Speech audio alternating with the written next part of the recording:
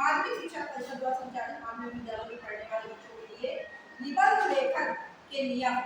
आपका एक बहुत बड़ा टॉपिक है जो आपकी परीक्षाओं में हमेशा पूछा जाता है, संस्कृत में निबंध।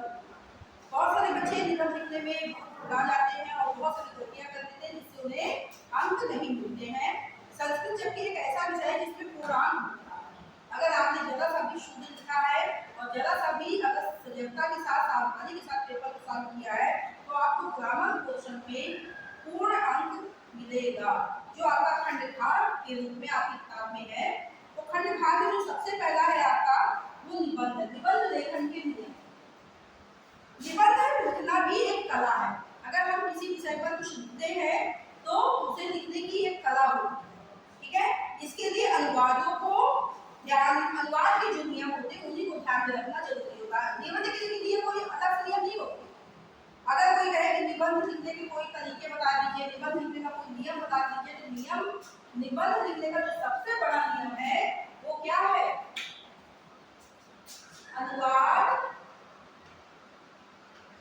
अनुवादों के नियमों को ध्यान में रखना। मतलब जो अनुवाद के हमारे नियम है उनको हमें ध्यान में रखना ही सबसे पहला नियम है। अनुवाद के नियम क्या है? कारक, विभक्ति, समास, संधि, क्रिया, इन्हीं को में ध्यान रखा जाता है कि जो जिस समय का आपका काल होगा उसी समय की आपकी क्रिया लगेगी, है ना। अगर कर्ता आपका मध्यम पुरुष का है तो क्रिया भी आपकी मध्यम पुरुष की लगेगी, कर्ता प्रथम पुरुष का है तो क्रिया भी प्रथम पुरुष की लगेगी, कर्ता उत्तम पुरुष का है तो क्रिया भी उत्तम पुरुष की लगेगी। यही सब तो नियम है। उसके रूपों का ध्यान रखना चाहिए, है ना। इसके लिए हमें रूपों को याद रखना पड़ेगा। तो कहते हैं रट करके जो भी नियम लिखे जाते हैं वो हमेशा गलत हो जाते हैं, और जो छात्र सोच समझ करके नियमों को लिखते हैं अपनी भाषा में वो निबंधों को लिखते हैं, वो निबंध काफी हद तक सही रहते हैं। जिस विषय पर निबंध लिखना हो सबसे पहले शांत मन से उस पर विचार करना चाहिए। पहला नियम क्या है कि जिस पर भी हमको निबंध लिखना है तो अपने मन को शांत मन से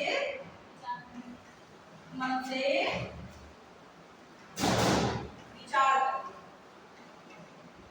करें। यानी कि अगर आपका टॉपिक आ गया कि हमारा विद्यालय, अगर ऐसा कोई टॉपिक आ गया, स्नातक विद्यालय ऐसा कोई टॉपिक आ गया तो उसमें आप क्या करेंगे?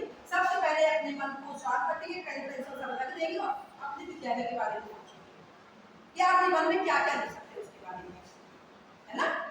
क्या क्या लिख सकते हैं? अपने विद्यालय के स्टाफ के बारे में लिख सकते हैं, प्रांगण के बारे में लिख सकते हैं, कहाँ स्थित है आपका विद्यालय ये लिख सकते हैं, कितने बच्चे हैं आपके विद्यालय में ये लिख सकते हैं, आपके विद्यालय की वेशभूषा का रंग क्या है, आपके विद्यालय का क्या नियम है, आपके विद्यालय में वो क्या है ना। आपके विद्यालय में पढ़ाई कैसी होती है, आपके विद्यालय में टीचर्स कैसी है, आपके विद्यालय का और स्टाफ कैसा है, प्रिंसिपल मैम का व्यवहार कैसा, प्रिंसिपल मैम कैसी, यही सब तो लिखेंगे आप, है ना। तो सबसे पहले अपने विद्यालय के बारे में आप अच्छे से विचार करें कि आपको उसमें कौन कौन सी बातें रखनी है। दूसरा पॉइंट है जब हमको ये ध्यान आ जाए कि हमको ये बातें उसमें रखनी है, मान लीजिए आपको ध्यान आ गया कि आपको ये बातें उसमें रखनी है, तो उसमें क्या है तब उन बातों को आप हिंदी में लिखेंगे। दूसरा नियम क्या है इसका? बातों को ध्यान करने के बाद तीसरे नियम में अपने विचारों को हिंदी में लिखेंगे।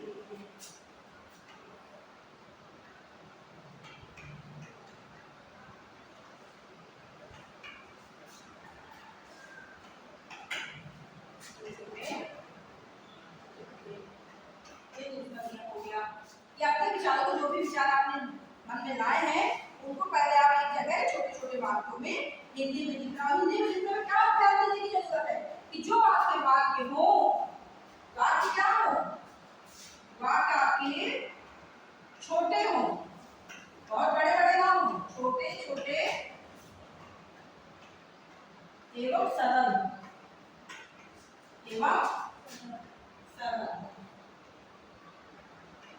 ये आपका यानी कि जो बातें आपने मन में सोची है विषय के बारे में उस बातों को हिंदी में अपनी एक जगह लिख लें, लेकिन ध्यान क्या दें कि वो जो आपके सेंटेंस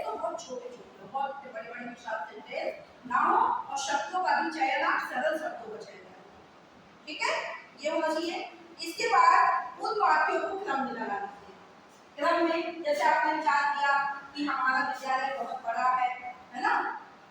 फिर आपने विचार किया हमारा विद्यालय पुराना कटरा में स्थित है, हमारा विद्यालय का मार्ग विकास भवन की तरफ से जाता है, हमारे विद्यालय में 15 टीचर्स हैं, हमारे विद्यालय में 100 बच्चियां हैं। यहाँ से शुरुआत नहीं करना, ऐसे तो आपने अपने वाक्य सब लिख डाले, लेकिन फिर उनको सेटिंग करना है, वाक्यों को सही करके लिखना है। इसके बाद सबसे पहले क्या लिखेंगे कि हमारा जो विद्यालय है वो हमारे विद्यालय का नाम राजकीय बालिका इंटर कॉलेज कटरा प्रयागराज है। सबसे पहले शुरुआत यहाँ से होगी, ठीक है। हमारे विद्यालय में कितने टीचर्स हैं और कितने बच्चे में ये होगा। फिर हमारे विद्यालय का प्रांगण कितना बड़ा है, बगीचा कैसा है, हमारा विद्यालय कहाँ स्थित है। पहले विद्यालय के अंदर की जानकारी ले लेंगे, फिर हम विद्यालय के बाहर, ये आपको दिमाग में रखना और उसी हिसाब से आपके वाक्य सेट हो जाने चाहिए। इसके बाद अगला जो नियम है तो कहते हैं फिर जब आपके क्रम में जब लग जाए तो आप उन वाक्यों को संस्कृत में अनुवाद करेंगे। वाक्यों को क्रम में लगाने के बाद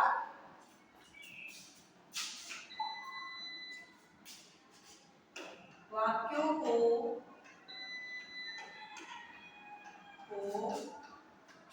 क्रम से लगाने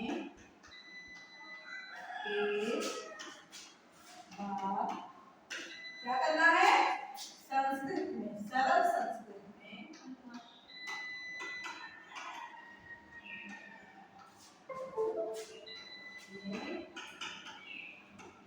अनुवाद करें।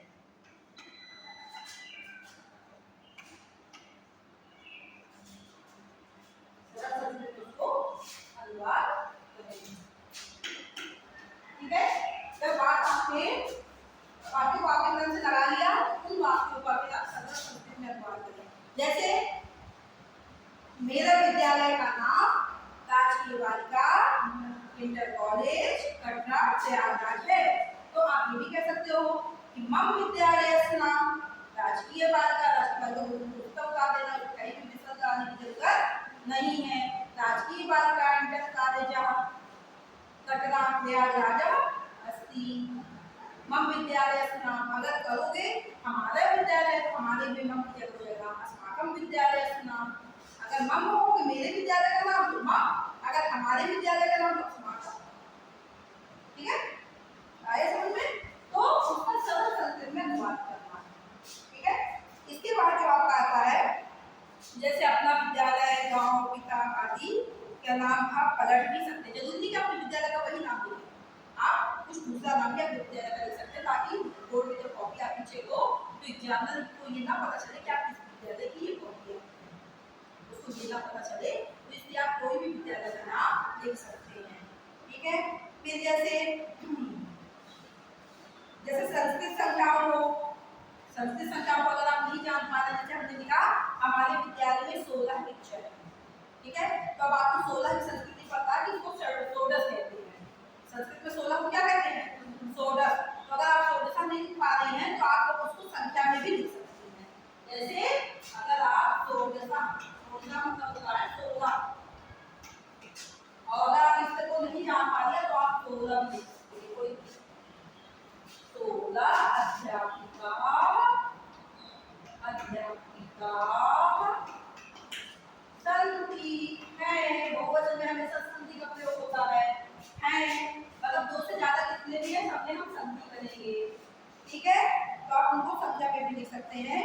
जैसे 20 अध्यापका, 20 अध्यापका, संख्या भी लिख सकते हैं।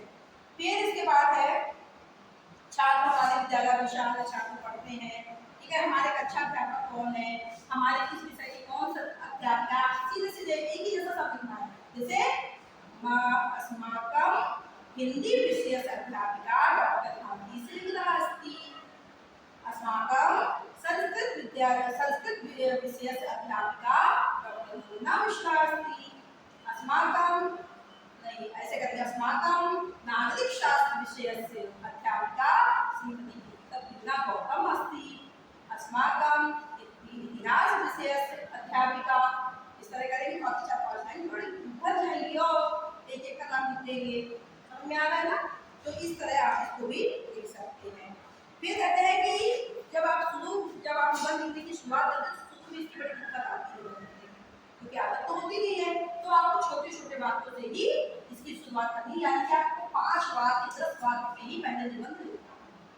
जैसे बच्चों को छोटे में कैसे निबंध दिया जाता है, क्या देखिए थोड़ा सोचिए, 10 पंक्तियों में इस विषय में निबंध यही दिया जाता था। इस तरह नहीं दिया जाता कि आप 2 पेज का लिखिए, 3 पेज का लिखिए, ऐसा नहीं दिया जाता था, ताकि उनकी प्रैक्टिस हो जाए। जब उनकी प्रैक्टिस हो जाती तब उनको कहा जाता कि आप 100 शब्दों में लिखिए, 200 शब्दों में लिखिए ना। फिर ये मुख्य स्किल दिया, ठीक है। आज हम आपको जो गृह कार्य देंगे उसमें आपको जो आप विषय करवाएंगे उसमें आपको 2 विषय 2 टॉपिक दे रहे हैं निबंध के।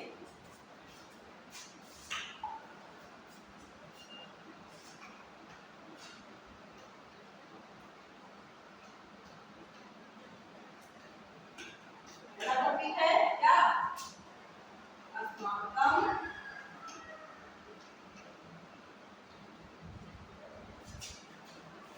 विद्यालय।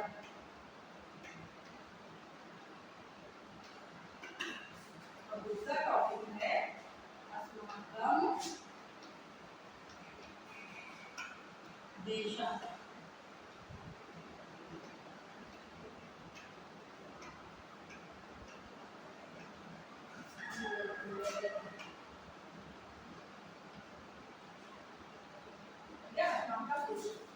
दो टॉपिक है, इसमें आपको निबंध लिख करके उससे चेक करवाना, ठीक है। और बड़ा नहीं लिखना है, 10 पंक्ति 30 पंक्ति में ही लिखना है।